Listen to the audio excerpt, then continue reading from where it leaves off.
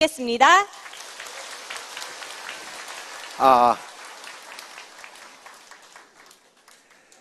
예, 반갑습니다. 예, 반갑습니다. 잘 오셨습니다. 크라운 클럽, 리더스 클럽 들어오세요. 예, 로얄 리더스 클럽, 크라운 클럽 멤버님들 들어오세요. 예. 오늘이 무술년 마지막 원대회입니다.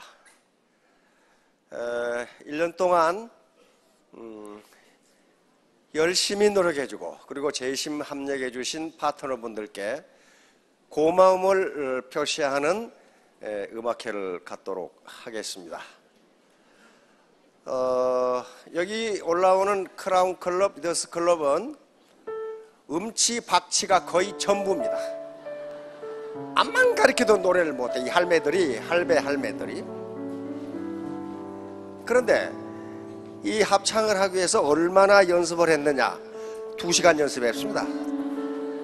3주 전에 한 번 했는데 또 이 할매들이 다 잊어버려가지고 오늘 아침에 다시 했어요. 따라서 이 합창은 좋은 노래를 듣는다기보다도 애터미의 재심 합력이 어떤 것인가를 알려주는 그런 겁니다. 가끔 어떻게 전업주부가 1,000만원, 2,000만원, 3,000만원, 5,000만원을 월 벌 수 있느냐? 그건 개인으로서는요 절대로 못 봅니다. 삼성 10년 다녀도요 월 1,000만원 받기 힘들어요. 그런데 여기 올라오시는 분들은 최소 2억에서 최대 10억까지입니다. 근데 보세요, 여기 계시는 분들보다 잘생긴 사람 있어요? 한복을 입으니까 잘생겨 보이지 별로예요.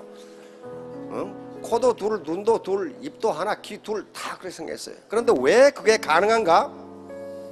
재심 합력 때문에 가능합니다. 시너지 효과 때문에 가능해요. 혼자 하면요 절대로 안 됩니다.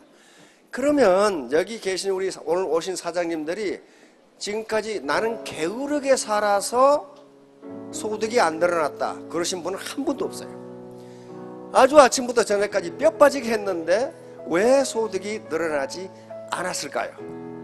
혼자 했기 때문입니다. 혼자. 지금 시중 책방에 가시면 집단지성이라는 책이 굉장히 많이 있어요. 학자들의 연구에 의하면 어떤 개별지성도 집단지성을 능가할 수가 없어요. 따라서 집단지성을 발휘하지 않으면 그 누구도 성공할 수 없습니다.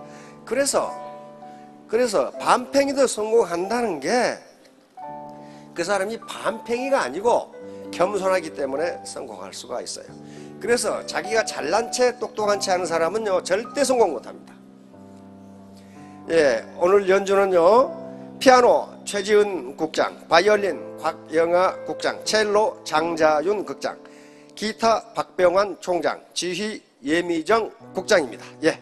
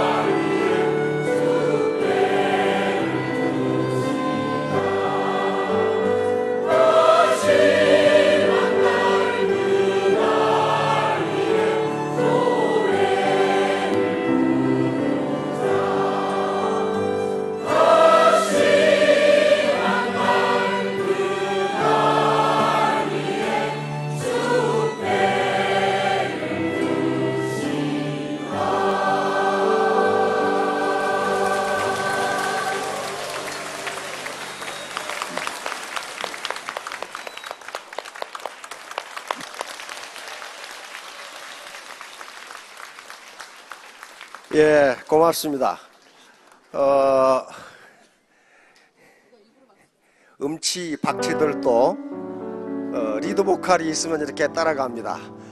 여기 합창단 구성은 30대부터 78세까지 구성이 되어 있습니다. 재심 합력이라는 것이 어떤 것인가 하는 것을 보여드리는 겁니다. 3주 전에 1시간 하고 오늘 1시간 했는데 이 정도 해낼 수가 있습니다. 올드 랭사인 맨 마지막에 부른 것은 영국의 민요인데요. 12월 31일 영국은 여왕님 이하 전 국민이 손을 잡고 이 노래를 부른다고 합니다. 이것은 우리말로는 석별의 정인이라고 번역이 되는데 그게 아니고 돌아올 새해를 맞는 희망을 노래한 것이라고 합니다. 좀 연식이 오래되신 분들은 예수라는 영화를 보셨을 거예요. 그 예수가 이 노래에 전국적으로 퍼뜨린 그 영화가 그런 것들입니다. 자, 이분들이 지금 최소 월소득입니다. 연소득이 아니고 월소득이 연소득으로 따지면 2억 5천에서 지금 12억까지 있는데요. 보니까 뭐 잘생겼어요? 잘생겨 보이는 거예요. 그냥 잘생겨 보이는 거고. 그런데 한 가지 특별한 점은 이분들은 겸손하다는 겁니다. 절대로 잘난 척을 하지 않았어요. 아까 전번 시간에 우리 이 박한길 회장께서 농경사회에서 산업화 사회로 그리고 지식정보화 사회로 벌써 1990년대 앞으로 사회는 드림 소사이어티가 된다고 미래학자들은 이구동성으로 얘기를 했습니다. 그 미국뿐만 아니라 덴마크의 미래학자, 영국의 미래학자들은 벌써 1990년대 지식정보화 시대가 끝나면 드림 소사이어티가 온다. 그리고 이미 와 있다. 그렇게 이야기를 합니다. 그럼 드림 소사이어티에서 가장 중요한 것은 무엇인가? 개인의 이미지입니다. 덕 봤을 때 믿을 만한 사람인가?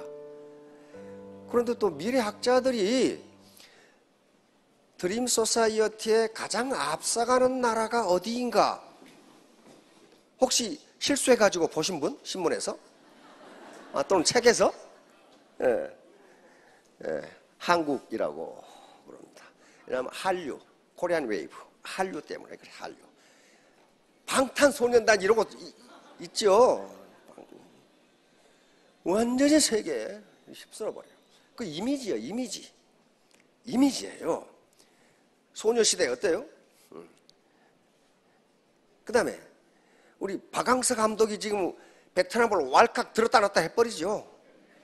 이미지예요, 이미지. 코리아 이미지. 지금 베트남에 진출하면 여기 다 로얄 돼, 로얄. 지금 뭐 이 베트남에 가면 한국인만 만나면 밥도 공짜로 준다고 그러니까. 그게요. 그러니까 언젠가 H경제연구소에서 현대자동차보다 소녀시대의 경제적 효과가 더 크다 그랬어요. 왜? 현대자동차는 자동차만 파는데 소녀시대의 이미지 때문에 동남아시아를 온갖 물건이 휩쓸고 있거든. 심지어는 남미 칠레에서는 부채까지도 잘 팔는데 부채. 그러니까 태극기 그려진 부채까지도 잘 팔려. 현대자동차 때문에 부채 사는 거 아니에요. 소녀시대 때문에 사. 응? 그리고 원래 소녀시대는 이뻐요. 그런데 한국 화장품 발라서 이뻐진 걸로 전부 착각하고 있어. 그게 이미지예요. 그러면 드림 소사이어티에 사는데 내 이미지가 어떤가 하는 것은 누구 책임이에요? 그건? 자기 책임이에요. 엄마 책임도 아니고 아빠 책임도 아니에요. 자, 그러면 거기 레이저 거기 놔두고 온 것 같다. 레이저. 시간이 별로 없으니까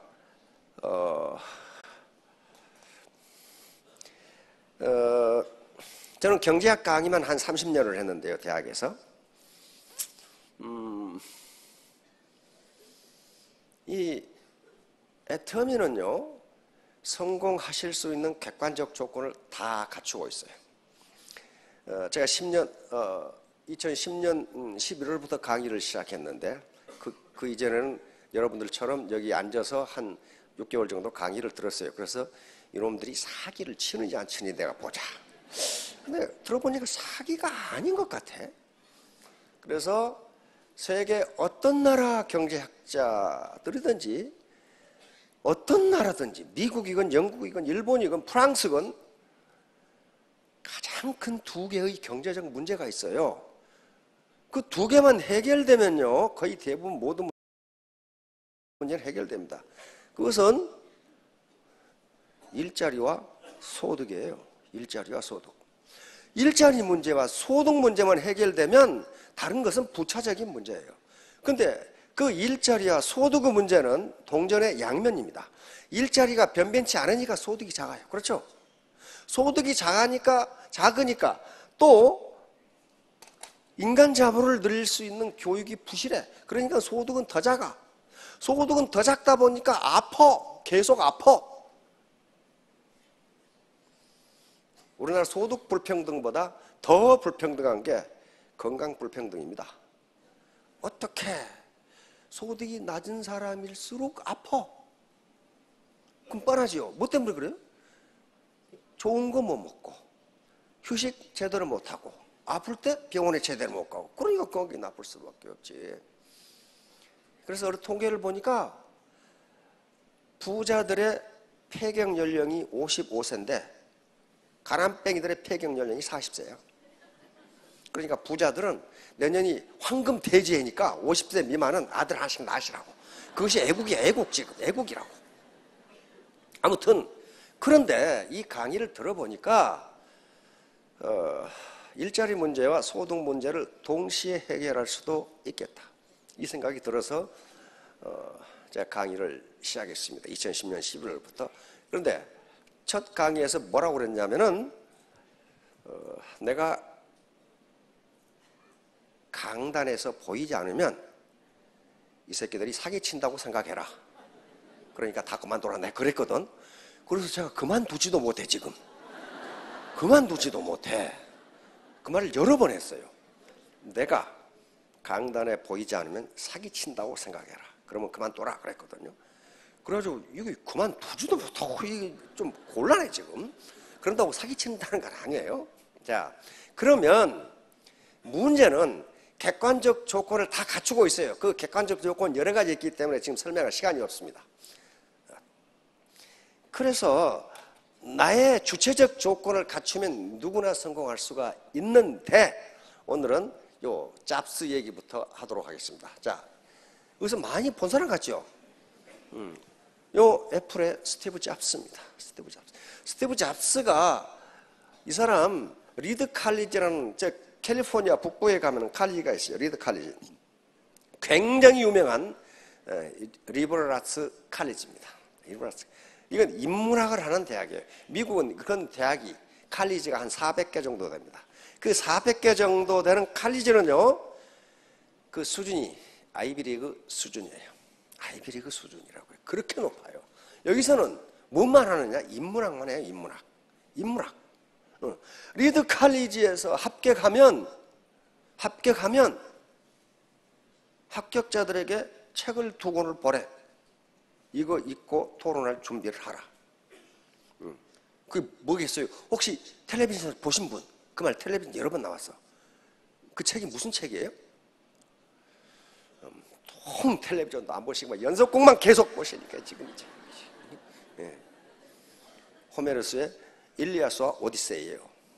지금부터 3,800년 전에 히라보로 최초로 쓰인 대서사시입니다. 트로이 전쟁과 트로이란 영화는 보셨죠? 난 브래드 피트가 그렇게 멋있게 나온 영화는 처음 봤어. 아킬레우스로 나오잖아요. 안 보신 분들은 보시라고.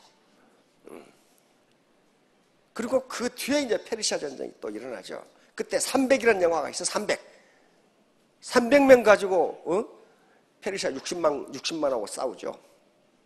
아무튼 그 오디세이와 일리어스를 보내서 입학하기 전에 읽고 오라고 줍니다. 그리고 토론을 시작해. 아무튼 그런데 요양반도 리드 칼리지를 들어갔어요. 갔는데 잡스가 자기 엄마 아빠 밑에 컸어요? 어디서 컸어요? 전혀 생각도 안 해보셨죠? 지금 엄마가 지금 아버지는 놔놓고 어디로 도망가 버렸고 지금 엄마는 키울 수 없으니까 양자 보내버렸어. 그래 양아버지 밑에 큰 사람입니다. 그래서 리드 칼리지 그 좋은 학교를 들어갔는데 아버지가 훌륭한 사람이에요. 잡스를 가리키면서 재산을 다 써가지고 학비가 없어. 학비가 없어. 아버지. 그러니까 요 잡스도 잡스러운 놈은 아니죠. 아버지, 양아버지가 학비가 없는 걸 보고 자퇴를 합니다. 그러니까 대학 졸업 안 했어요. 자퇴를 하는데 대학을 나오지 않고 거기서 4년간 공부를 해. 어떻게? 자기 친구 기숙사방에서 도강을 해. 다 들었어. 그래서 미국의 대학에 졸업식 연설로 초빙된다는 것은 엄청난 인물이에요. 그냥 초빙 않습니다. 그래서 대학의 가장 중요한 행사가 졸업식 연설이에요. 초빙 강사 졸업식 연설. 통상 1년 전에 줘요. 무엇에 대해서 연설할 거냐. 자, 그런데 잡스가 대학도 안 나왔는데 세계 최고의 대학 중에 하나인 캘리포니아 스탠퍼드 대학에서 졸업생들에게 연설한 내용 중에 마지막이 이거예요. 유튜브에 가면 들어있어요. 마지막. 스탠퍼드 대학은 실리콘밸리 옆에 하나 있어요. 엄청난 대학입니다. 그런데 그 졸업생들에게 뭐라고 그랬어요? Stay hungry, stay foolish. 그러고 졸업 연설을 탁 끝냅니다. Stay hungry는 배고픈 놈처럼 행동하라. 다시 말하면 항상 갈망하라. 배부른 돼지처럼 행동하지 말라는 거야. 그렇게 해가지고 발전이 없다는 거야. 근데 키포인트는 여기 있어요. 뭐예요? Stay foolish. 우직하게 행동하라. 우직하게 행동하라. 영악하게 행동하지 말라는 거예요. 영악하게 행동해가지고 끝이 좋은 사람이 없어요. 절대로 성공 못해. 자, 다음 그 예를 들도록 하겠습니다. 이솝우화에 여우와 늑대라는 이솝우화가 있어요. 동물 나라에 사자 임금님이 계시는데 이 사자 임금님이 늑대를 너무 많이 사랑해. 그러니까 여우가 질투가 엄청나게 났어. 저 늑대 새끼를 언제 내가 골탕을 먹일고. 그런데 마침 사자 임금님이 병이 들었어. 그러니까 온갖 동물 나라 동물들이 와서 문병을 해. 근데 마침 늑대가 없었어. 어디 가고. 그러니까 여우가 거기서 헐뜯기 시작해. 임금님, 전부 다 문병을 왔는데요. 늑대 그놈은 문병을 오지 않았습니다. 아무래도 사자 임금님이 돌아가시면은 지가 임금 자리를 차지하려고 그런 것 같습니다. 그렇게 헐뜯기 시작했어. 혼을 내주려고. 근데 마침 늑대가 어디 갔다가 문에서 그 말을 들었어. 뚝 사자 임금님 앞에 가니까 임금님이 늑대 너는 어디 갔다 오느냐? 이렇게 탁 물었단 말이야. 그러니까 늑대가 여우가 노닥거리고 있는 동안에 저는 약을 구해가지고 구하러 갔다 왔습니다. 톡 반격을 가한 거죠. 그래, 약은 구했느냐? 예, 구했습니다. 그 약이 뭐냐? 뜨근뜨근한 여우 가죽을 뒤집어 쓰고 있으면 병이 나신다답니다. 다른 방법은 없답니다. 사자 임금님이 저희 여우를 산채로 깝대기를 벗겨라 해가지고 산채로 깝대기가 벗겨진 거예요. 다시 말하면 괜히 말만 들어가지고 다른 사람을 골탕 먹이려 하면은 깝대기가 벗겨진다 그 말이에요. 깝대기가 벗겨져요. 다른 예 하나만 들죠. 수닭에 많은데 여기 큰 오리 새끼와 작은 오리 새끼. 이건 제가 인터넷에서 누가 쓴 글을 봤어요. 보니까 시골에 자기 엄마가 계시는데 이웃집에 전부 그 주변에 오리를 길러. 근데 오리가 부화를 해서 양쪽 다. 그래서 뭐 17마리인가 부화를 했다든가. 근데 어느 날 오리 새끼들이 새끼 오리들이 오리 새끼라고 하니 새끼 오리들이 저끼리 놀다가 전부 자기 엄마 집으로 같이 와버렸어. 그런데 혹시 여기 새끼 오리 얼굴 구분할 수 있는 분? 병아리 얼굴, 돼지 얼굴도 구분 못 하겠더라고. 다 똑같이 생겨가지고 돼지 새끼 다 와버렸어. 그런데 아니 오리가 섞여 있으니까 누가 이웃집 거고 누가 우리 집 건지 몰라. 그래서 이 엄마가 알아서 17마리 골라가세요. 그랬단 말이에요. 그러니까 이웃집 아줌마가 전부 큰 것만 골라가. 큰 것만 골라. 그러니까 엄마가 기분이 나빴지만 헤이 뭐 금방 클 건데. 그래가지고 시간이 흘러서 오리가 알을 낳을 때가 됐는데 자기 엄마는 아침마다 그 주먹만한 오리알을 한 바구리씩 가져오는데 이웃집에서는 아무것도 없어. 왜? 큰 것만 전부 수컷만 가져간 거예요. 수컷만. 새끼 때는 수컷이 훨씬 커요. 응? 수컷만 줘다. 이렇게 영악하게 굴다가 완전히 맹탕이 돼버린 거죠. 그냥 맹탕이. 그런 경우가 굉장히 많아요. 사회적으로 무지무지하게 많은데 다 예를 들 수가 없어요. 여기 유모군만 들도록 하겠습니다. 야, 저도 얘 무지하게 좋아했거든요. 자식이 머리를 빡빡 깎고 막 춤추는데 굉장해. 근데 맨 처음에 어디 간다고 그랬어요? 해병대 간다고 그랬거든. 해병대. 그런데 신체 검사를 해보니까 무릎 연골이 나갔어. 하도 뛰어서 그러는데 DDR 그런 거 하다 뛰어서 그러는지. 그래서 동사무소 방위병. 군대 생활도 아니야. 동사무소 방위병. 응? 근데 살짝 미국 가서 어떻게 했어요? 딱 국적을 취득해가지고 군대를 안 가버렸어. 누가 분노합니까? 누가 분노해? 그때 제일 분노한 게 누구였어요? 예? 그렇게 추상적으로 국민 그러지 말고 우리나라 엄마 부대가 엄청 분노를 한 거예요. 저런 내 아들은 군대 간데 저 새끼는 왜 안 가냐고 이제. 그러니까 군대 프로그램이 지금 많아요. 뭐 내무반 뭐 또 있고 뭐 훈련 받는 것도 있고. 그런데 제일 많이 본 게 엄마들이랍니다. 청년들은 전혀 보지를 않는데 그걸. 그리고 두 번째로 많이 본 게 여자 연인들이랍니다. 그러니까 그 여자가 원한을 품으면 온유에서 서리빨이 내린다고 엄마들과 그 연인들이 품으니까 그 새끼 들어오지 못하게 하라. 병무청에서 어떻게 하겠어요? 못 들어오게 해야지. 평생을 망친 겁니다. 그게 야전에서 군대 생활도 아니고 동사무소에 사는 그거 안 하려다가 지금 어때요? 폐가 망신했죠. 자, 이렇게 우직하게 행동하면 반드시 보장이 있는데 영악하게 행동하다가 이런 꼴이 되고 말았어요. 이런 꼴이 되고 말았다고요. 자, 또 하나 여기 이제 로버트 엑설로드라고 요게 우리가 사는 세상은 죄수의 딜레마 게임입니다. 이 게임 맥스를 제가 강의한 적이 있는데요. 이렇게 생각하면 됩니다. 모든 일상생활은 게임입니다. 게임이에요.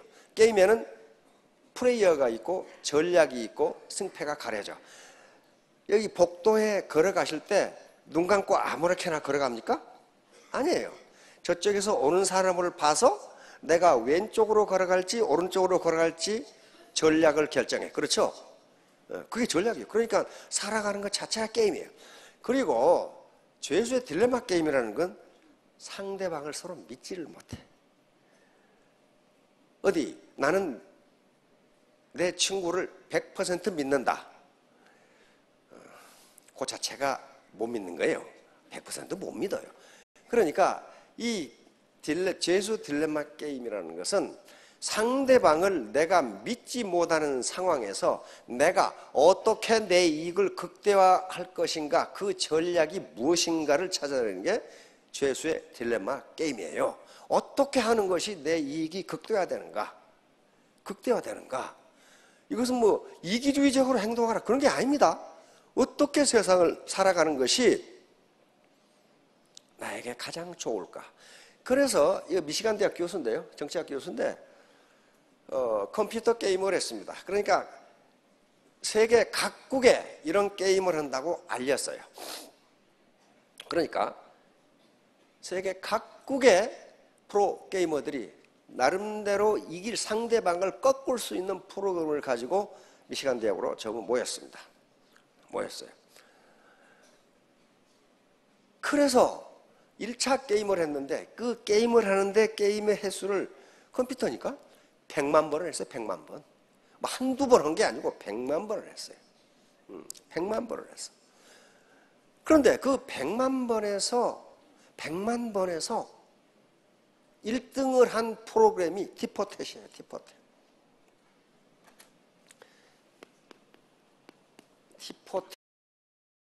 티포텟이라는 프로그램이었어요.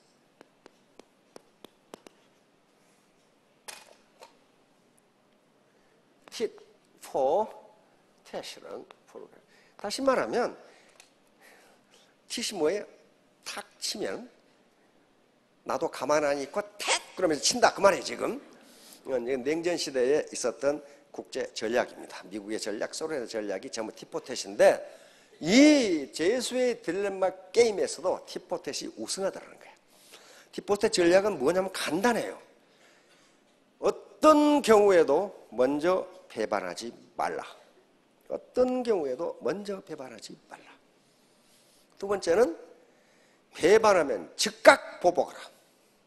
야, 무시무시하죠? 왜 그러냐면 나를 위해서가 아니고 그놈을 위해서.